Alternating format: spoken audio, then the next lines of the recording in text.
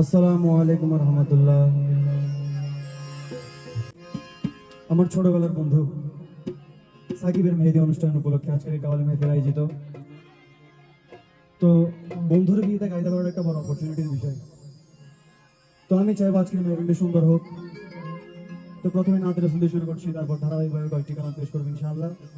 তারপর বাংলা মেজবান্ডারি কালাম এবং শেষের দিকে পাকিস্তানি সুফিয়ানা গজল পেশ করবো ইনশাআল্লাহ। আপনারা যদি কোনো ফরমাশ থাকে আমাদের জানাবেন। তো প্রথমে নাতের রাসূল উপভোগ করুন।